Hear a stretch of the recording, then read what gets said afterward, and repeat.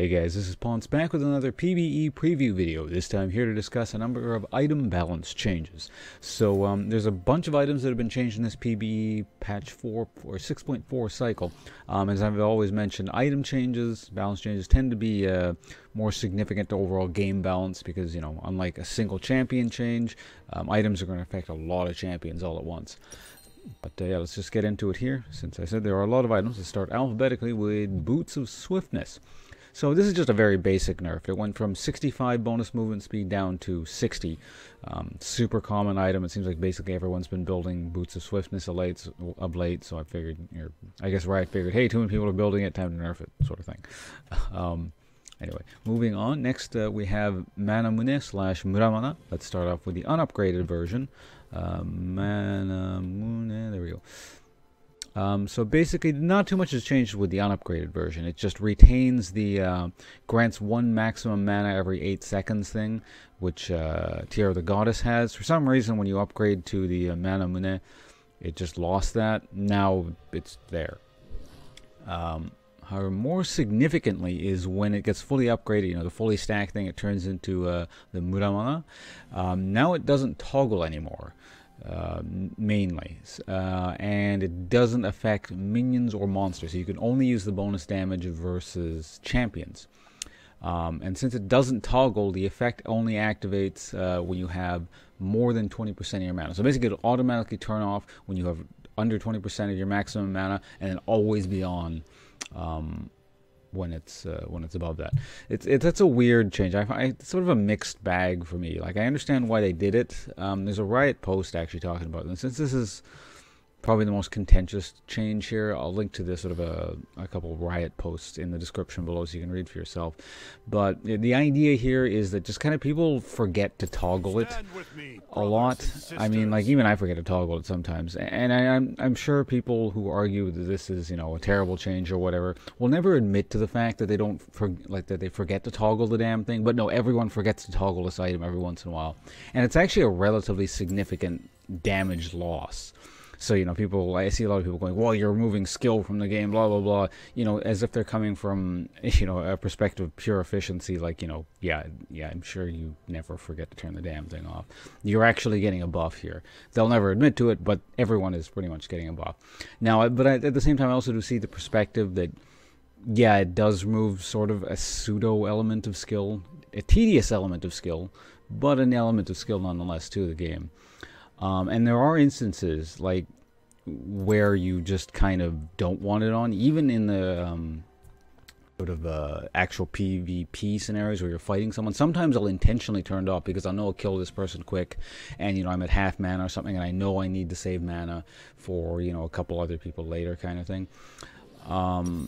So I mean, it is a bit of a trade-off. Like, I'm sure it's probably still more efficient to always or have it automatically on, simply because I'm not going to run into those instances where it's just like, well, shit, I just forgot to turn the thing on, now I'm dead, or this guy just got away, if only I had turned the damn thing on, sort of thing.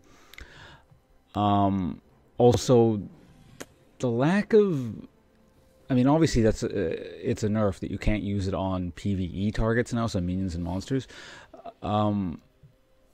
You typically did turn this item off when fighting minions and stuff like that. But, I mean, there are instances where you want to clear really fast, so it was nice to have at least have the option of having it on. Now, granted, you won't run into those instances where you accidentally leave the item on versus minions and like, well, crap, I just wasted a bunch of mana because I wasn't paying attention. But, I don't know. I don't really know what I think of this change. Again, it's a bit of a mixed bag, and I don't think it's entirely bad or entirely good. It's just different, I suppose. Anyway, I've talked enough about this item. I only actually play one champion that uses this item anyway, which is Urgot. So maybe you guys who play like Ezreal and or Jace and stuff more frequently have probably stronger opinions on that. Anyway, moving on, we're going to go to the Merc Treads next. So Merc Treads were nerfed, so the tenacity went down to 20% in, what was it, the preseason? And now they've gone back up to, I think it's the old 30%. It was always 30% before I recall correctly. I'm not actually sure why they nerfed that. It was just really weird. And I noticed myself generally not building Merc Treads anymore. Or very, very rarely building Merc Treads, unless like that team had overwhelming CC or something. Since they're rebuffing it, I imagine that was just kind of a general sentiment, and maybe, I don't know, Riot redid their number crunching or something, or I don't know. But anyway, that's been buffed back to the old stats. All right, next, moving on. This is another interesting one. This is Ravenous Hydra / Titanic Hydra. You can no longer swap between Ravenous and Hydra and Titanic Hydra for free. Thematically, it was kind of neat that you could do that. I just found it really weird that you could do that, because they basically, or typically, used to be like these two separate items were involved in very, very separate builds. And essentially, you could start out, typically, or the efficient way of doing it would be, sometimes you could start out with Ravenous Hydra for early game damage. You didn't have the HP, the extra bonus HP to scale with the Titanic Hydra.